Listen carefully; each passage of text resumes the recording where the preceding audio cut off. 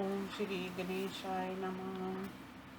श्री मात्स्य महापुराणे नवाधिकशतमोऽध्याय। सत्यवानोवाच। वनेऽस्मिन् शार्दूलाकीर्णे सहङ्कारं मनोहरं नेत्रघ्राणसुखं पश्य वसन्ते रतिवर्धनं वने पयशोकं दृष्टेनन् राघवन्तं सुपुष्पितं वसन्तो हस्तिवायं मामेवायतलोचने दक्षिणे दक्षिणे नैतां पश्य रम्या वनस्थलीं पुष्पितपते किञ्चु कैर्युक्तां जवनितानरसं सप्रभे सुगन्धिकुसुमामोदो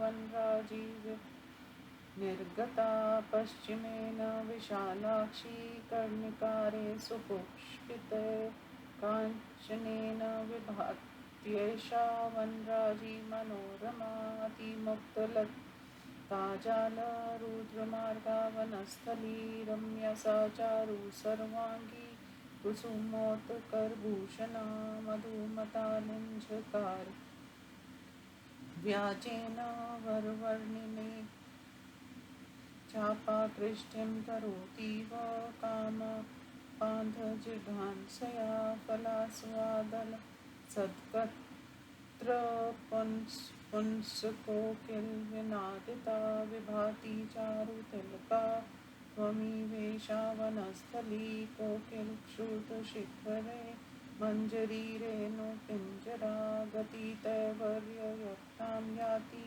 कुलीनश्रेष्ठी तैरिव पुष्परेणुविलिप्ताङ्गी प्रियमनुसरन् वने कुसुम याति कूजनकामी शिलीमुखा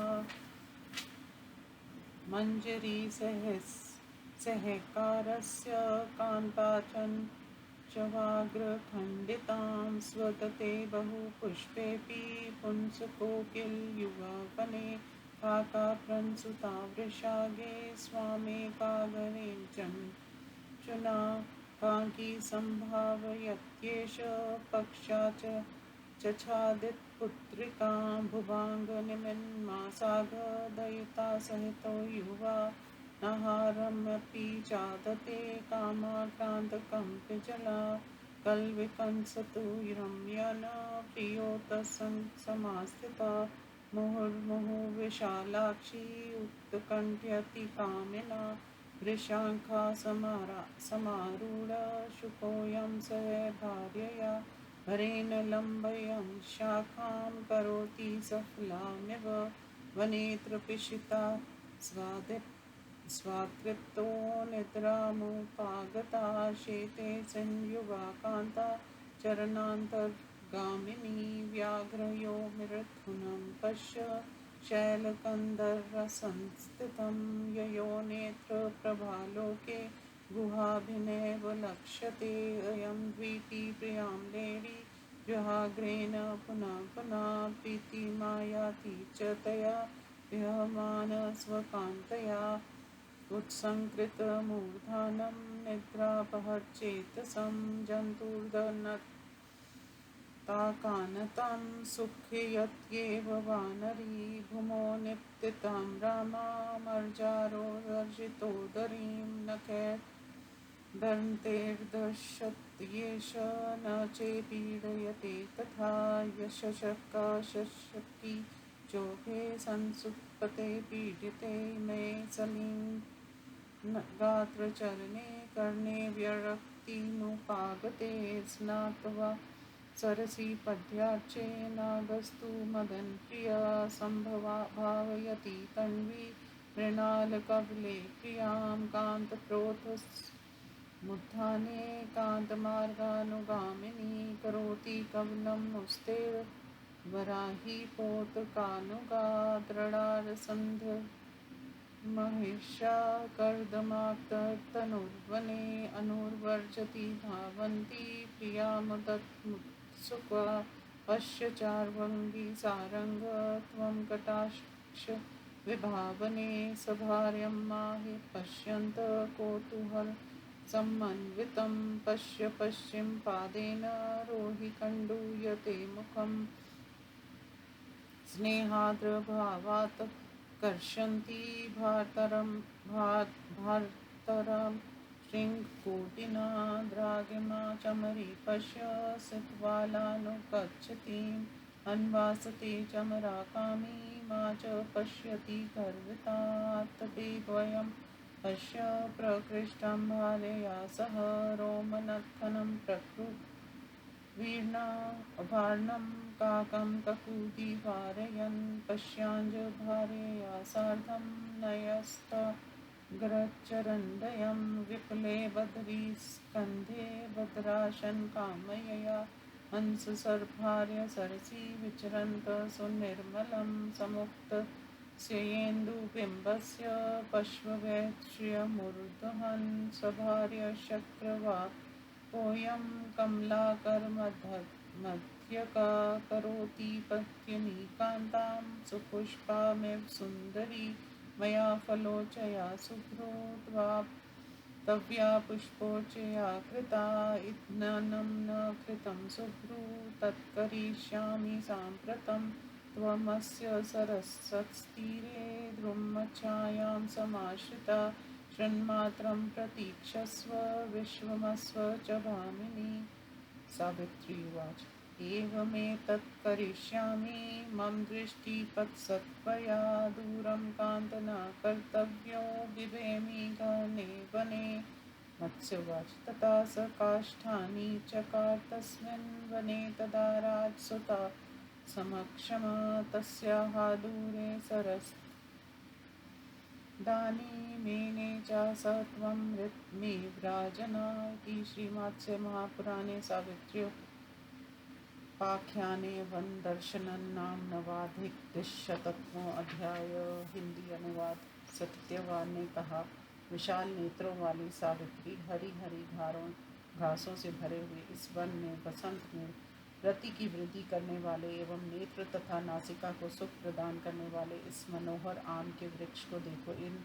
इस वन में फूलों से लदे हुए इस लाल अशोक वृक्ष को भी देखकर ऐसा प्रतीत होता है मानो ये वसंत मेरा ही परिहास कर रहा है। दाहिनी ओर दक्षिण दिशा में जलते हुए अंगार की सी कांति वाले फूलों से लदे हुए किंशुक वृक्षों से युक्त इस रमणीय वनस्थली को देखो। सुगंधित पुष्पों की सुगंध से युक्त वन पंक्तियों से निकली हुई वायु उदारता पूर्वक हम लोगों की थकावट का नाश कर रही है। विशाल लोचने इधर पश्चिम में फुले हुए कनेर के पुष्पों से युक्त स्वर्णिम शोभा वाली वन पंक्ति शोभायमान हो रही है। सुंदरी तिनिस के लता समूहों से वनस्थली का मार्ग अवरुद्ध हो गया है। पुष्पों के समूह से विभूषित हुई वह पृथ्वी कितनी मनोहर लग रही है।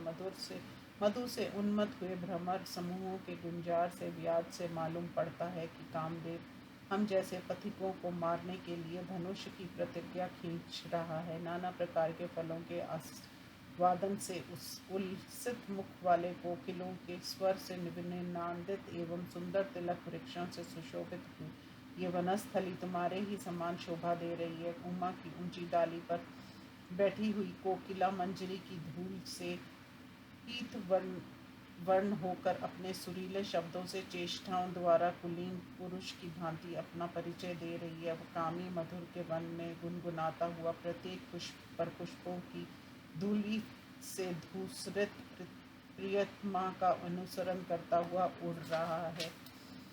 वन में तरुण पुंस कोकिल अनेक पुष्पों के रहते हुए भी अपनी प्रियात्मा की चोंच के अग्रभाग से खंडित हुई आम्र मंजिरा का स्वाद ले रहा है। कौवा वृक्ष के अग्रभाग पर बैठकर पंखों से बच्चे को छिपाकर बैठी हुई अपनी प्रसूता पत्नी को चोंच के अग्रभाग से आनंदित कर रहा है। अपनी पत्नी के साथ कामदेव से अभिभूत हुआ तरुण कंपिंजल तीतर निचले भूभाग पर बैठा हुआ आहार भी नहीं ग्रहण कर रहा है। विशाल नेत्रे चटक गौरैया अपनी प्रिया की गोद में स्थित ही बारंबार रमन करता हुआ कामी जनों को उत्कंठित कर रहा है। अपनी प्रिया के साथ वृक्ष की डाली पर बैठा हुआ ये शुक पंच से शाखा को खींचता हुआ उसे फलयुक्त सा कर रहा है। इस वन में मांसाहार से तृप्त युवा सिंह निद्रा में लीन हो सो रहा है और उसकी प्रिय आत्मा उसके पैरों के मध्य भाग से शयन कर रही है। पर्वत की